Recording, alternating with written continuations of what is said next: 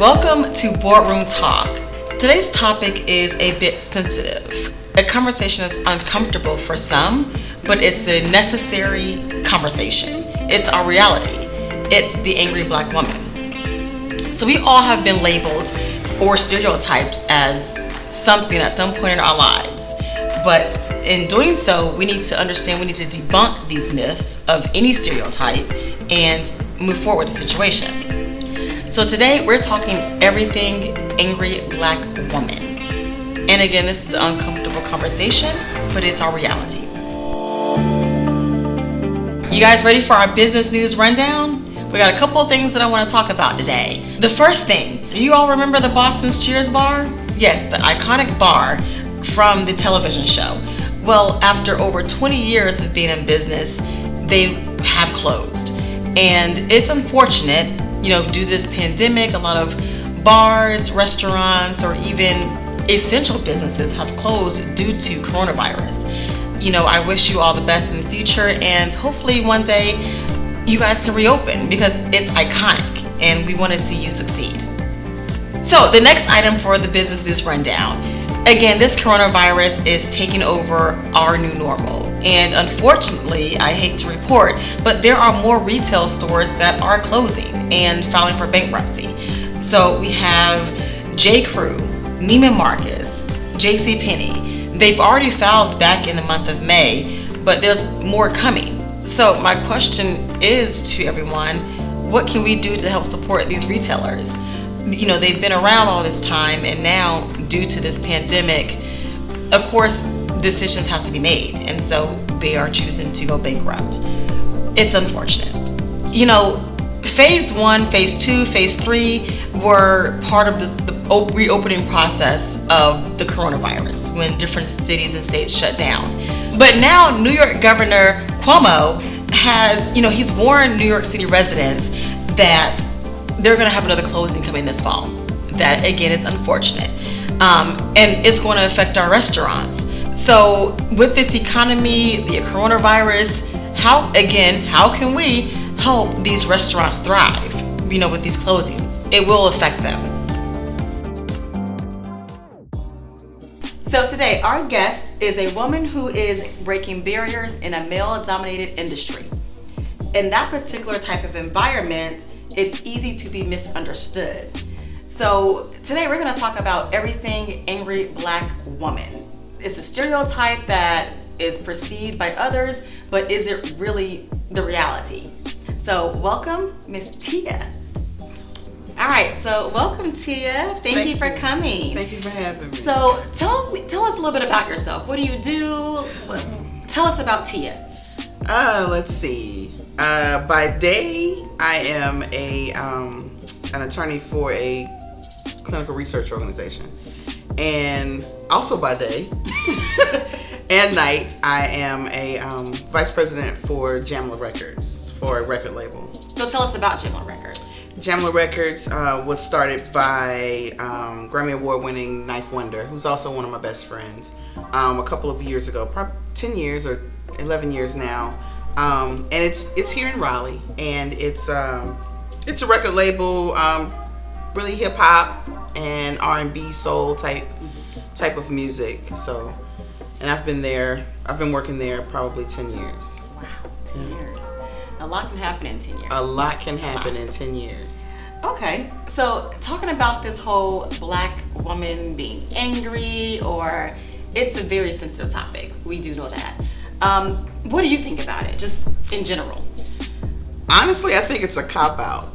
Okay. I think people will label you what they don't understand or what they don't know.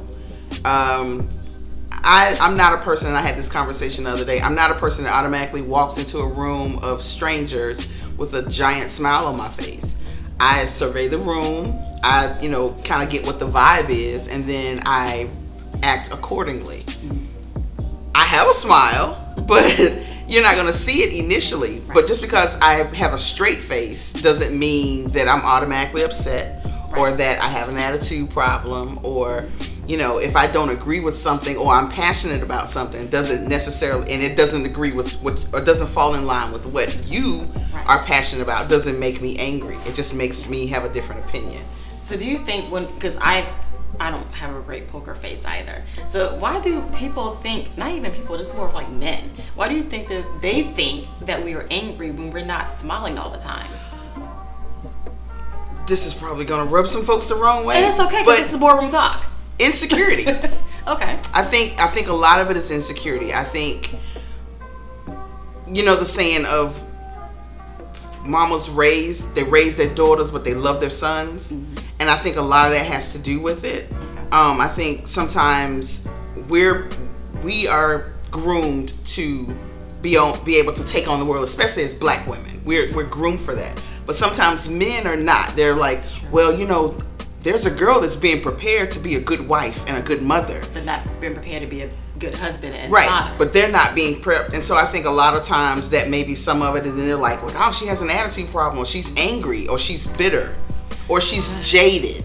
So we get all those labels instead of someone taking the time to say, okay, well, is she actually angry, or is she passionate about something, or is she just trying to get her point across? And because you've been raised and everything has been handed to you, that you don't know how to listen. Exactly. And sometimes you can listen.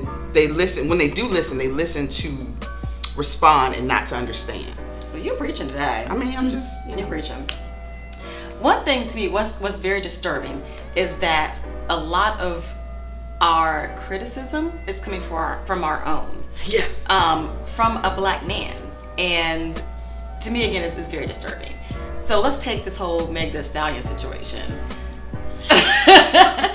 She came out and said that what really happened, and she was trying to, in anger, and tried to protect this other individual. But in the process of her protecting him, he didn't try to protect her. But then she was being labeled as angry. What do you think about that? Again, I think I don't think she was angry. I think, if anything, she had a right to be angry. Exactly. Because first of all, she was injured. She was assaulted. Mm-hmm. And then with a deadly weapon.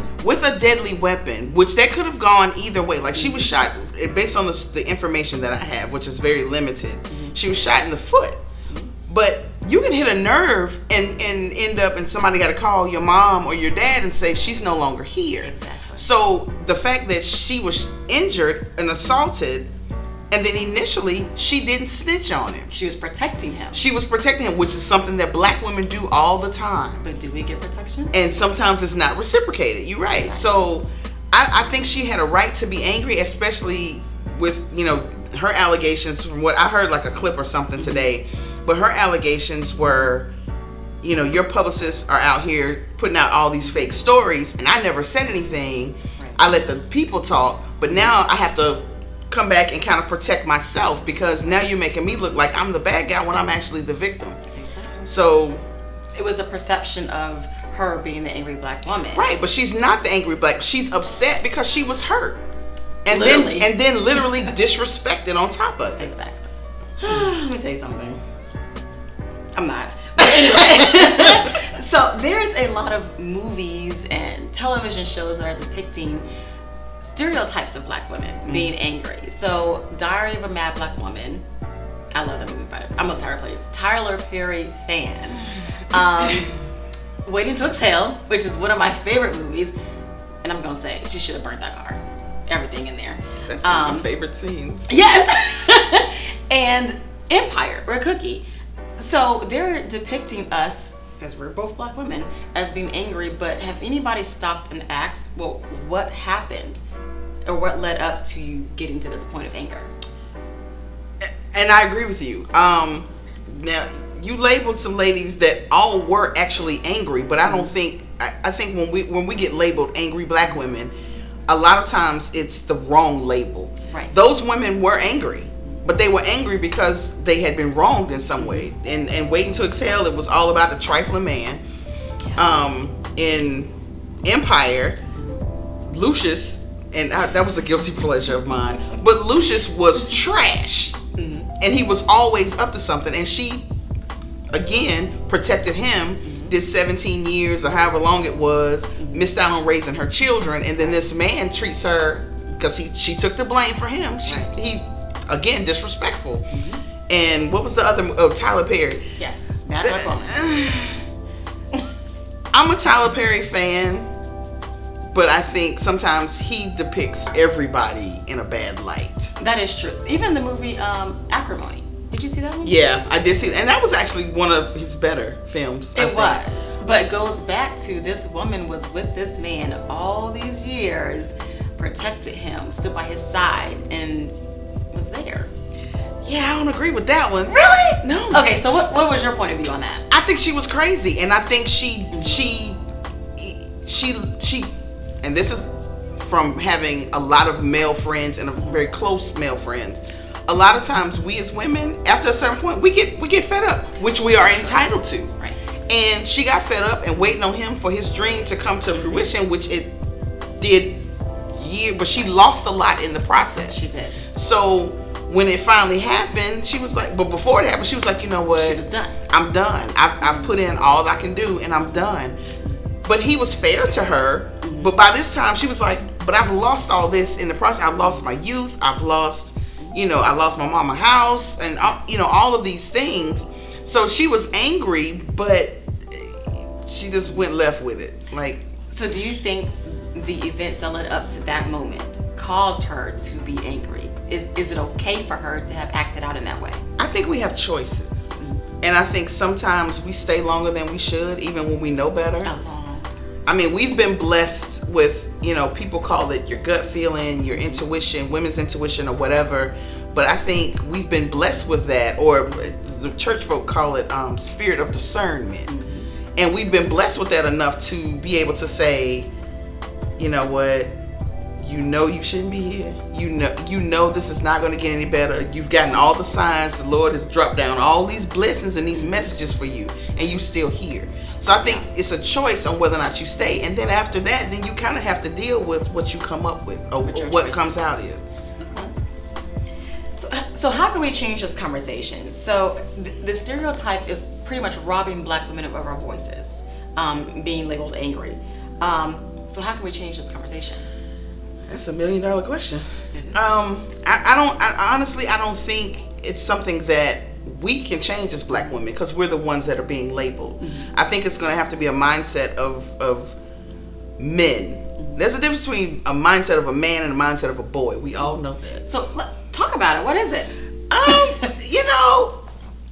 Boys are still chasing this reality show of what a woman is, or what a woman should be. A man already knows, I'm not perfect, she's not perfect, but this is what we work on, and this is how women are. We are some interesting creatures. Very interesting. But they are too now. They are too. So I think it's just a mindset of maturity and being able to look. There's a concept called like a mirror. So being able to self-evaluate and say, you know what, she ain't angry, I'm just not listening to her. And I admit I'm not listening to her because I don't want to hear all that. But at least, being able to admit that I'm not listening to her, she's not angry with me, she's just passionate, or she's just trying to be heard. Right. And she's being silenced because I would rather say she's crazy, because we always get the crazy thing.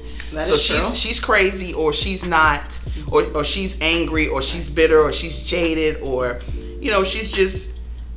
she's spoiled. We get all of those, and a lot of it is because the man in our lives or men in our circles are too lazy to listen. That's true. Or we get the angry black woman from people at work all the time. So all the time. Actually, and funny story. When I was working in corporate, I ended up hiring a young lady. She was an Asian American. Of course, I'm black. And to this day, I don't remember this situation. I got wrote up and sent to HR because apparently I didn't say good morning to her one day. And so she reported me and said that she felt like I wasn't being a team member. It was crazy. So when I got to the HR office, they was like, so you have to learn how to be approachable. Yeah, because we're not approachable. That's what they say. And it was written in my documents.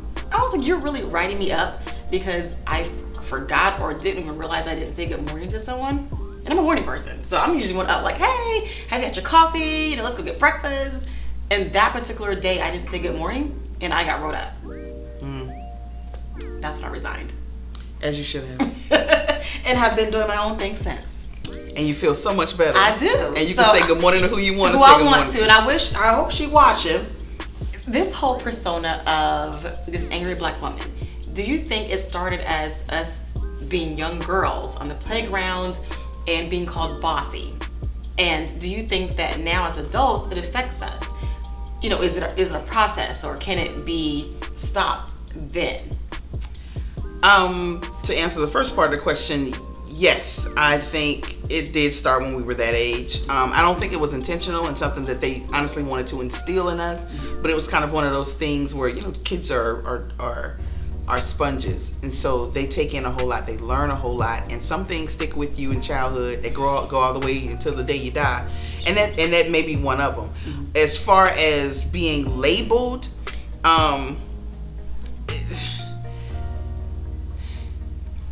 we just have to do better by our girls. We do.